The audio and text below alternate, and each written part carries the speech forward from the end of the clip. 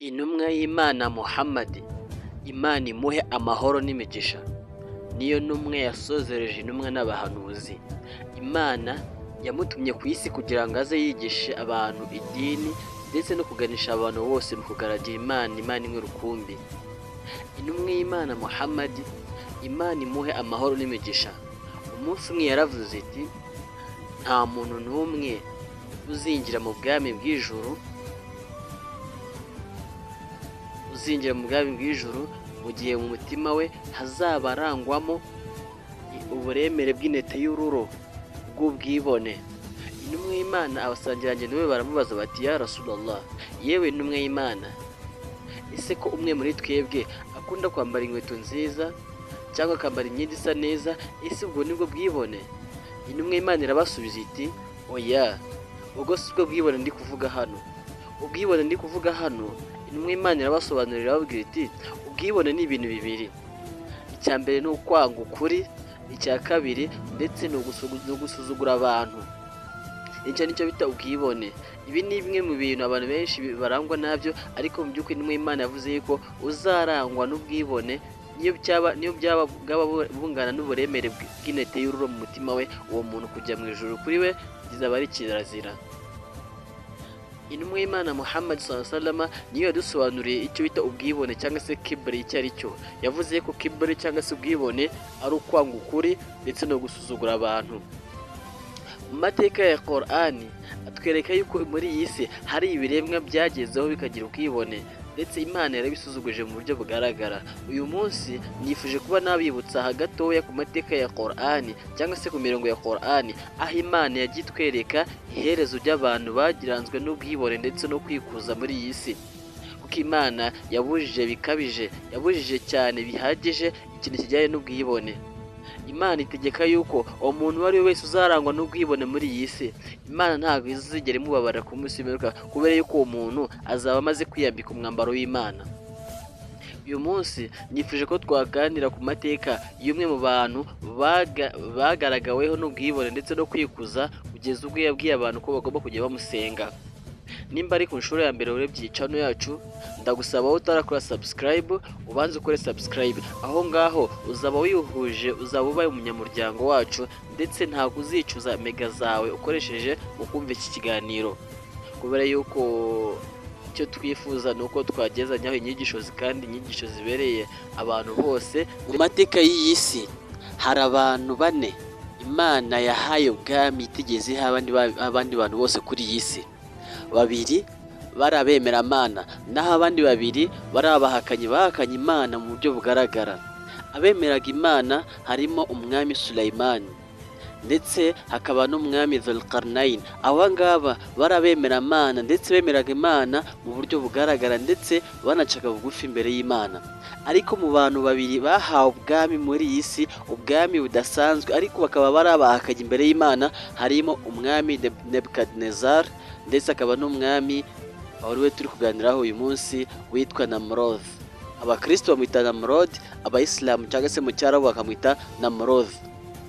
Uyu Namrod Imana yamugize umwami, Imana yaramubereye imuha ubwami. Ariko mu by'ukuri turavuga duti kuba nimba Imana yaraguhaye ntabwo bivuze ko iba yarakubereye, no kuba Imana yarakwimye ntabwo bivuze ko Imana iba yaragusuzuguye. Hari igihe ushobora kuba warahawe akaba ari wowe wimwe, ahubwo hari n'igihe ushobora kubona wowe warimwe ariko akaba ari wowe wahawe.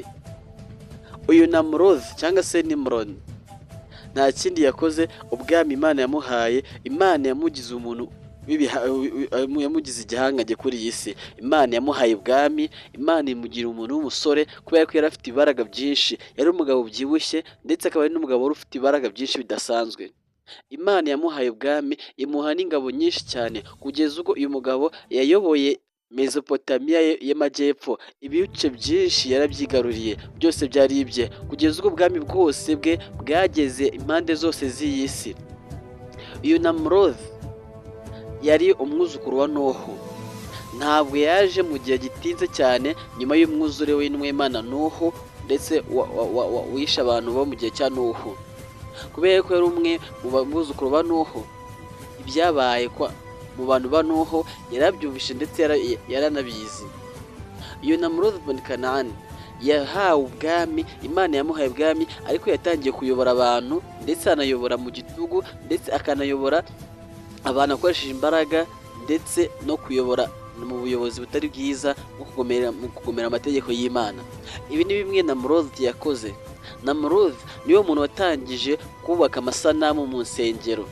Ahantu hose yatangiye gutegeka abantu ko bakubaka amasanamu, agatanga amategeko y'uko hakubaka isanamu isa uko abishaka, ndetse atangiye gutegeka abantu y'uko ari amasanamu arizo mana zabo abantu bagomba kujya basenga. Abantu bose bategetswe kujya basenga, akajya ababwira ati iyi niyo mana mugomba gusenga, mugomba gusaba imvura, iyi ngiyi ni imana y'ubuhinzi, iyi ni imana y'ubworozi. Kugeza ubwo Namrud umunsi umwe yatembereye mu rusengero rumwe, arahazenguruka hose asangamo isanamu zigiye zitandukanye, maze abaza umwubatsi wakoraga ayo masanamu witwaga Kushi, aramubwira ati natembereye muri urusengero rwose, nazengurutse ahantu hose, ariko ntabwo nabonye isanamu isa n'isanamu yanjye. Uwo Kushi aramubwira ati mu byubahiro byawe yewe nyagasani, ndakwizeza yuko hano akenewe isanamu yawe. Isanamu yawe izaba isanamu y'inyembaraga, izaba isanamu ntagatifu, ndetse izaba isanamu y'inyabwenge izaba muri izi sanamu zose. Namrud yarishimye cyane, aravuga ati sinzagaruke hano uretse ko nzagaruka ngasanga hamo isanamu yanjye imaze kugeramo hano. Namrud ibyo byahise bikorwa kubera ko yari umwami, kandi icyo umwami yavuze kiba ari itegeko.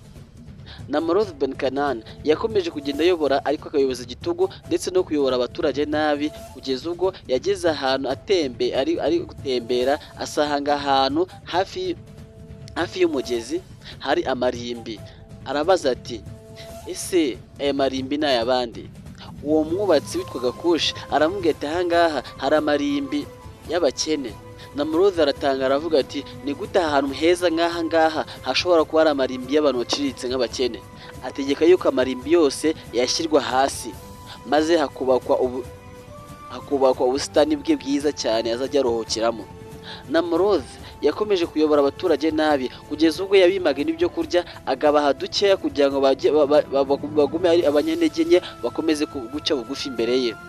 Uyu Namrud ibn Kanani yakomeje kubaho, ndetse mu bwami bwe cyangwa se mu buyobozi bwe yari afite abarozi bamukoreraga, yizeraga mu marozi. Abarozi be umunsi umwe babonaga kenshi nijoro, bakabona inyenyeri imurika cyane kurusha izindi zose, ariko kubera ko bari abamenyi, bari bafite ubumenyi bujyanye n'inyenyeri, bahise bamenya ko hari ikibazo gishobora kuzabaho. Barangije bagana na Namrud, baramubwira bati turi kubona mu kirere hari inyenyeri kumurika cyane kurusha izindi. Namrud ababaza impamvu y'iyo nyenyeri, baramubwira bati birashoboka yuko hari umwana ushobora kuzavuka, uwo mwana akazagusimbura cyangwa se akazaza kurwanya ubwami bwawe. Namrud yatanze itegeko ry'uko abana bose b'abahungu bavuka bagomba kujya bicwa, maze ahantu hose abana bose, ababyeyi bose bari batwite, Namrud yatanze itegeko ry'uko ababyeyi bose bagomba kwicwa. Ndetse uyu Namrud yari afite minisita we cyangwa se minisita we witwaga Teyira. Uyu Teyira nawe umugore we yari atwite, ariko kubera ko umugore we yari atwite yarabihishe cyane ko umugore atwite.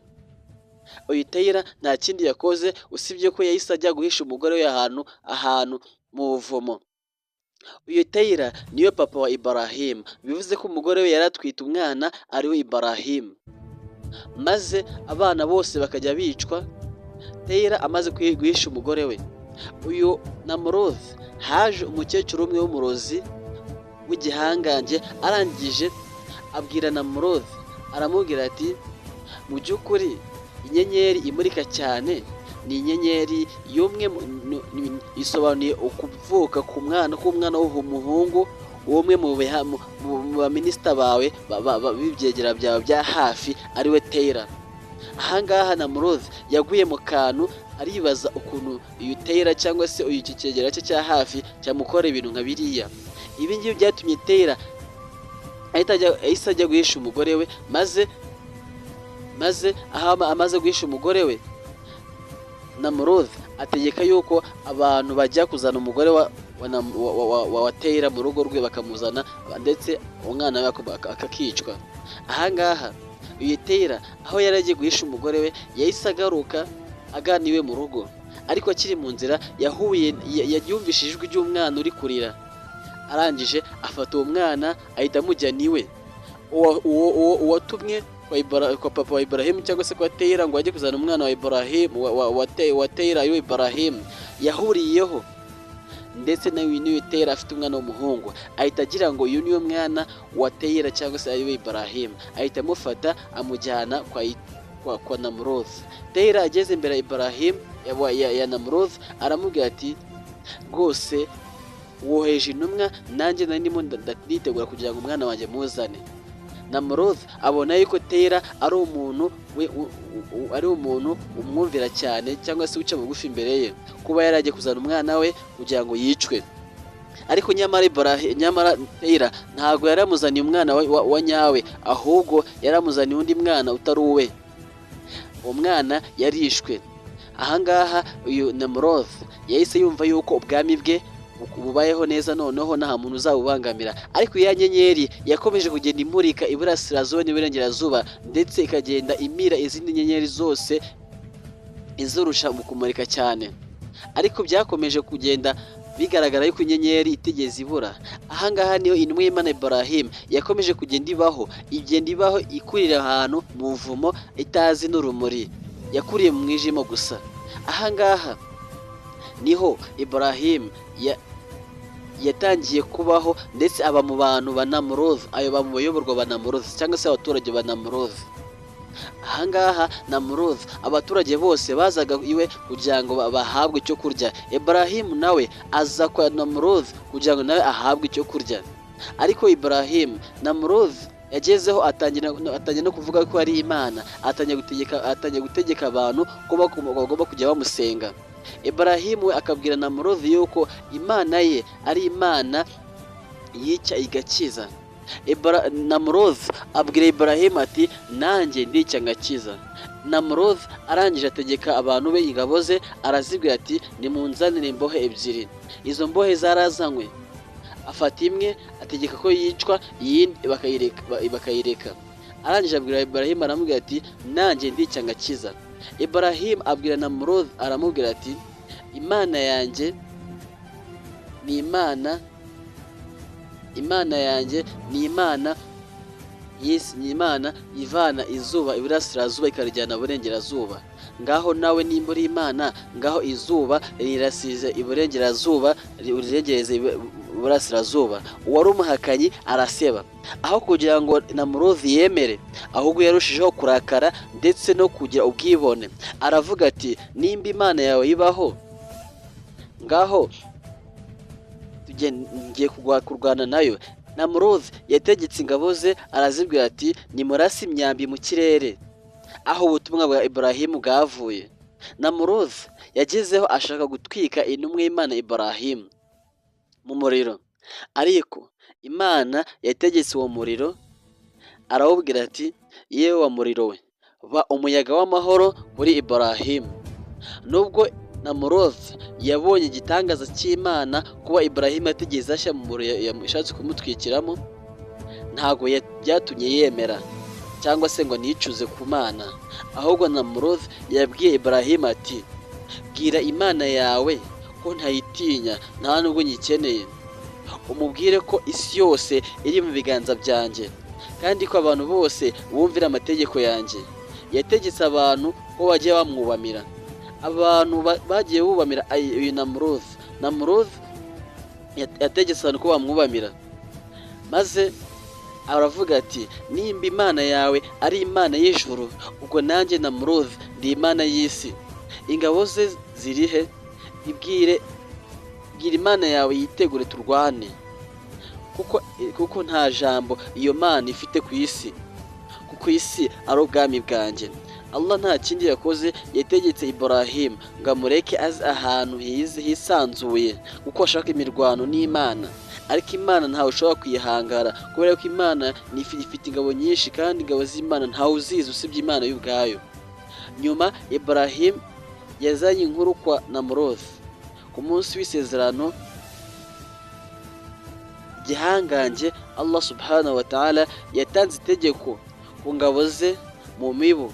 Izo ngabo zuzuye ikirere ndetse ikirere cyose cyahise gihinduka umukara, maze amamiliyoni y'ingabo z'imibu zihorera cyangwa se zihora ku ngabo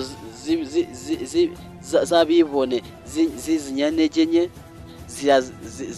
zisatira izo ngabo za Namrud, zinjira mu kanwa kazo ndetse no mu mazuru yazo, ndetse ingabo zose mu gice cy'isaha ingabo za Namrud zose zari zimaze kwitaba Imana, zahindutse imirambo. Namrud ubwe yigereye ku kibuga cy'imirwano ngo yirebere uko byagenze. Yari azi ko ubuzima bwe bwamaze kurokoka, kuko yari yikingiranye ahantu ndetse yikingiranye imiryango yose, maze umubu umwe wari ufite amababa yakomeretse ubwira Allah uti, ya Allah, mbega ukuntu nshobora kuba ari ikiremwa gifite amahirwe make ndetse nkaba n'umunyabyaha kuri uru rugamba. Iyaba amaguru yanjye yari mazima ndetse n'amababa yanjye akabasha kuguruka, nari kujya kurwanya uriya mwanzi wawe. Maze Allah atanga itegeko, arawubwira ati, none ahagenda wangize icyo kivume. Maze uwo mubu ufata inzira winjira ahantu Namrud yari yihishe, maze umubu uzamuka mu mazuru Imana yawuhaye kubaho, uzamuka mu mazuru utangira winjira mu bwonko bwe. Namrud atangira kumva uburibwe ndetse no gutsindwa ku rugamba. Icyizere cye yumvaga yuko agomba kurokoka, ariko ntago yibazaga ese ni abantu bangahe yishe, ese ni inzu zingahe z'abantu yasenye, ese ni ubwonko bw'abantu bangahe yangije. Atangira guhonda umutwe ndetse no ku gikuta ndetse no ku mabuye. Atangira gutegeka no kubwira ingabo ze ko bagomba kujya bamukubita inyundo mu mutwe. Uko bamukubitaga inyundo mu mutwe, umubu wahitaga urekera ukamuha agahenge, ariko umubu wakongera ukazamuka nanone agategeka abantu be ko bamukubita inyundo. Uko bakubitaga cyane nako umubu wagendaga umuha agahenge. Ibi ngibi Namrud yabimaye igihe kinini, ndetse Namrud kubera uko umubu wazamukaga ukamutesha umutwe, yahitaga abwira abantu be cyangwa se ingabo ze ko bahita bamukubita inyundo mu mutwe. Ahangaha byabaye noneho umunsi umwe mu baja be amukubita inyundo n'imbaraga nyinshi cyane. Namrud yitaba Imana, apfa asuzuguritse ndetse apfa ari umwe mu bantu bafite intege nke ndetse banasuzuguritse, bishwe n'ikiremwa gito cyane cyangwa se ikiremwa gifite intege nke cyane tunasuzugura nk'umubu. Iri ngiri ni iherezo ry'uyu Namrud. Namrud ntabwo yatinyaga Imana habe na gato. Imana nubwo yamuhaye ibintu byinshi, Imana nubwo yamugize igihangange kuri iyi si, ariko ibyo yakoze nta bindi usibye gusuzugura Imana ndetse no kugira ubwibone. Ibi ni byo Imana ikorera buri muntu wese ugira ubwibone. Hano ushobora kwikuza ku Mana kubera yuko Imana niyo ifite ubuhambare bwose ndetse n'ubuhangange. Abantu bose bazitaba Imana, niyo mpamvu nta muntu n'umwe ukwiye kwibona, kubera yuko Imana yo ubwayo ntabwo izapfa, ariko Imana niyo ukwiye kugira ubwibone bwayo. Ndetse Imana yagize ubwibone umwambaro w'Imana. Uzagira ubwibone ndetse no kwikuza muri iyi si azaba ashaka kwitiza umwambaro w'Imana. Imana yasezeranije ko izamujugunya mu muriro wa Jahannama. Reka nsoreze aha ngaha. Njyewe ndi Hamis bin Mariam, ndagusaba wowe utarakora subscribe kugira ngo ukande subscribe kugira ngo ibiganiro byacu bijye bibageraho 5 kuri 5.